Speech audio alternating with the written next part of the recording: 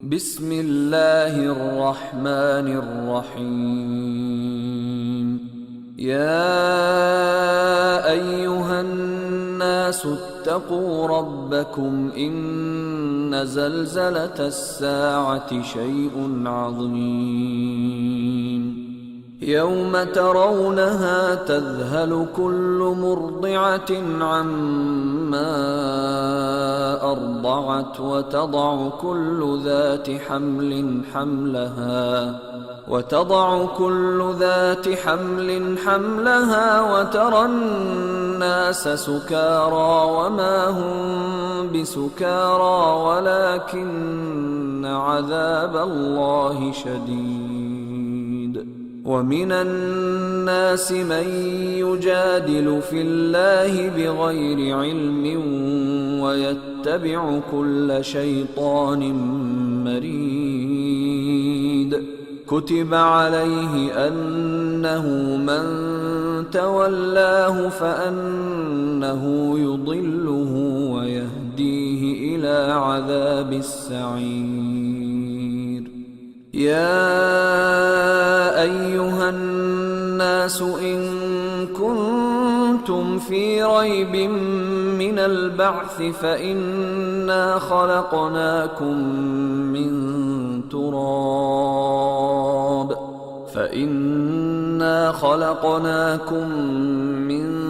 تراب ثم من نطفة ثم من علقة ثم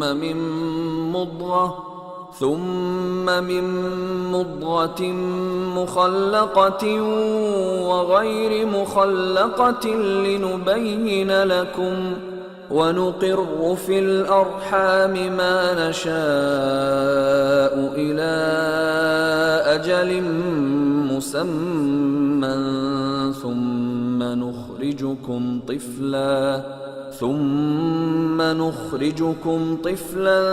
ثم لتبلغوا أشدكم ومنكم من يتوفى ومنكم من يرد إلى أرذل العمر لكي لا يعلم من بعد علم شيئا. وترى الأرض هامدة فإذا أنزلنا عليها الماء اهتزت وربت وأنبتت من كل زوج بهيج. ذلك بأن الله هو الحق وأنه يحيي الموتى وأنه على كل شيء قدير. وأن الساعة آتية لا ريب فيها وأن الله يبعث من في القبور. ومن الناس من يجادل في الله بغير علم ولا هدى ولا كتاب منير. ثاني عطفه ليضل عن سبيل الله له في الدنيا خزي ونذيقه يوم القيامة عذاب الحريق.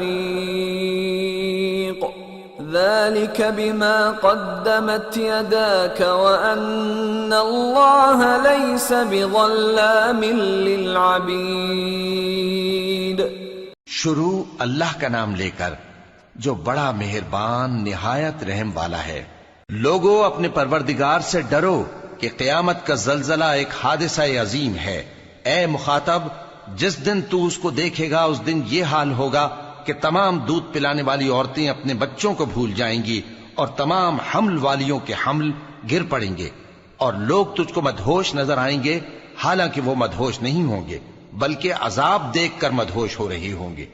बेशक अल्लाह का अजाब बड़ा सख्त है। और बाज लोग ऐसे हैं जो अल्लाह की शान में علم کے بغیر جھگڑتے اور ہر شیطان سرکش کی پیروی کرتے ہیں، جس کے بارے میں لکھ دیا گیا ہے کہ جو اسے دوست رکھے گا تو وہ اس کو گمراہ کر دے گا اور دوزخ کے عذاب کا رستہ دکھائے گا۔ لوگو، اگر تم کو مرنے کے بعد جی اٹھنے میں کچھ شک ہو تو ہم نے تم کو پہلی بار بھی تو پیدا کیا تھا، یعنی ابتدا میں مٹی سے، پھر اس سے نطفہ بنا کر، پھر اس سے خون کا لوتھڑا بنا کر، پھر اس سے بوٹی بنا کر جس کی بناوٹ کامل بھی ہوتی ہے اور ناقص بھی، تاکہ تم پر اپنی خالقیت ظاہر کر دیں۔ اور ہم جس کو چاہتے ہیں ایک میعاد مقرر تک پیٹ میں ٹھہرائے رکھتے ہیں، پھر تم کو بچہ بنا کر نکالتے ہیں، پھر تم جوانی کو پہنچتے ہو، اور بعض قبل از پیری مر جاتے ہیں، اور بعض بڑھاپے کی نہایت خراب عمر کی طرف لوٹائے جاتے ہیں کہ بہت کچھ جاننے کے بعد بالکل بے علم ہو جاتی ہیں۔ اور اے دیکھنے والے، تو دیکھتا ہے کہ ایک وقت میں زمین خشک پڑی ہوتی ہے، پھر جب ہم اس پر مے برساتے ہیں تو وہ شاداب ہو جاتی اور ابھرنے لگتی ہے اور طرح طرح کی بارونق چیزیں اگاتی ہے۔ ان قدرتوں سے ظاہر ہے کہ اللہ ہی قادر مطلق ہے جو برحق ہے، اور یہ کہ وہ مردوں کو زندہ کر دیتا ہے، اور یہ کہ وہ ہر چیز پر قدرت رکھتا ہے، اور یہ کہ قیامت آنے والی ہے اس میں کچھ شک نہیں، اور یہ کہ اللہ سب لوگوں کو جو قبروں میں ہیں جلا اٹھائے گا، اور لوگوں میں کوئی ایسا بھی ہے جو اللہ کی شان میں بغیر علم کے اور بغیر ہدایت کے اور بغیر کتاب روشن کے جھگڑتا ہے اور تکبر سے گردن موڑ لیتا ہے تاکہ لوگوں کو اللہ کے رستے سے گمراہ کر دے۔ اس کے لیے دنیا میں ذلت ہے، اور قیامت کے دن ہم اسے عذاب آتش سوزاں کا مزہ چکھائیں گے۔ اے سرکش، یہ اس کفر کی سزا ہے جو تیرے ہاتھوں نے آگے بھیجا ہے، اور اللہ اپنے بندوں پر ظلم کرنے والا نہیں۔